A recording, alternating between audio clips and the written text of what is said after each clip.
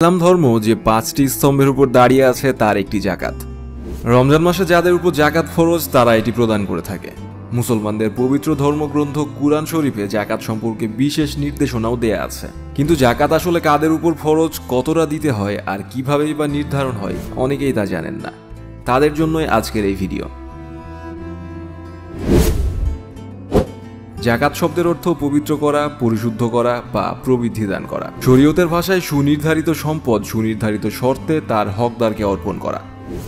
এক কথায় কোনো মুসলমান আল্লাহ নির্ধারিত পরিমাণ সম্পদের মালিক হলে এবং তা ১ বছর পর্যন্ত তার কাছে থাকলে তার নির্ধারিত পরিমাণ অংশ হকদারের কাছে পৌঁছে দেয়াকেই জাকাত বলা হয়। নবী করিম হযরত মুহাম্মদ সাল্লাল্লাহু আলাইহি সাল্লাম যখন ৬২২ খ্রিস্টাব্দে মদিনায় গিয়ে ইসলামী রাষ্ট্র ব্যবস্থা চালু করেন তখন জাকাত ব্যবস্থা চালু হয়। ইসলামী শরিয়া অনুযায়ী এমন প্রত্যেক মুসলমান নর ও নারীর উপর জাকাত আদায় ফরজ যাদের মধ্যে নিম্নোক্ত শর্তাবলী পাওয়া যায়: মুসলিম, স্বাধীন, আক্কেল হওয়া, বালেগ হওয়া, নিসাব পরিমাণ সম্পদ থাকা, পূর্ণাঙ্গ মালিকানা থাকা এবং সম্পদের মালিকানা পূর্ণ ১ বছর অতিবাহিত হওয়া।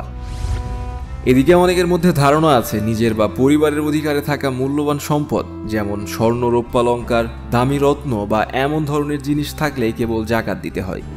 তবে ব্যাপারটি এমন নয়। হাতে গচ্ছিত নগদ অর্থ, শেয়ার সার্টিফিকেট, প্রাইজ বন্ড ও সার্টিফিকেট সমূহ, স্বর্ণ, রৌপ্য, মূল্যবান ধাতু ও সোনা রূপার অলঙ্কার, বাণিজ্যিক সম্পদ ও শিল্পজাত ব্যবসায় প্রতিশ্রুত লভ্যাংশ, উৎপাদিত কৃষিজাত ফসল, পশু সম্পদ ৪০টির উপরে ছাগল বা ভেড়া এবং ৩০টির উপরে গরু, মহিষ ও অন্যান্য গবাদি পশু, খনিজ দ্রব্য, প্রভিডেন্ট ফান্ড এসব কিছুর উপরই জাকাত দিতে হবে, কিন্তু সেটা নিসাব অনুসারে।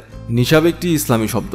এর মানে হচ্ছে দৈনন্দিন প্রয়োজন পূরণ ও নিত্য প্রয়োজনীয় দ্রব্য সামগ্রী বাদ দেওয়ার পর ৫২.৫ তোলা পরিমাণ রূপা অথবা ৭ তোলা পরিমাণ স্বর্ণ থাকলে অথবা এর সমমূল্যের ব্যবসায়িক পণ্যের মালিকানা থাকলে তাকে জাকাতের নিসাব বলে।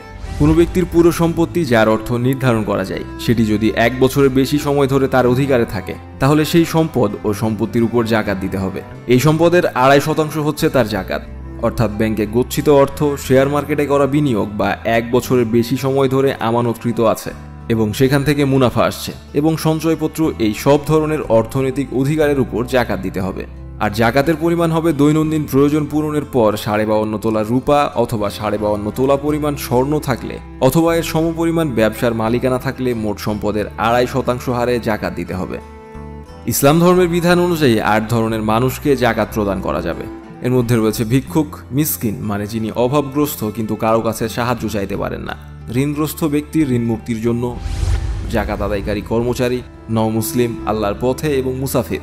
এর বাইরে দাস মুক্তির জন্য জাকাতের অর্থ ব্যয় করা যায়, কিন্তু দাস প্রথা বিলুপ্ত হয়ে গেছে বহু বছর, ফলে সেটি এখন আর কার্যকর নয়। পবিত্র কুরআন ও হাদিসে জাকাত আদায় না করলে কঠিন শাস্তির কথা বর্ণিত হয়েছে। আবু হুরায়রা থেকে বর্ণিত হাদিসে আল্লাহ রাসূল বলেছেন, যাকে আল্লাহ সম্পদ দান করেছেন কিন্তু সে এর জাকাত আদায় করেনি, কিয়ামতের দিন তার সম্পদকে টাক মাথা বিশিষ্ট বিষধর সাপের আকৃতি দিয়ে তার গলায় ঝুলিয়ে দেয়া হবে। সাপটি তার মুখের দুপাশ কামড়ে ধরে বলবে, আমি তোমার সম্পদ, আমি তোমার জমাকৃত সম্পদ। তাই প্রকৃত মুসলমানদের উচিত সঠিকভাবে জাকাত আদায় করে মহান আল্লাহর সন্তুষ্টি অর্জন করা, দুনিয়ার লোভ লালসা ত্যাগ করে মহান আল্লাহর ভয়াবহ শাস্তি থেকে নিজেদের রক্ষা করা।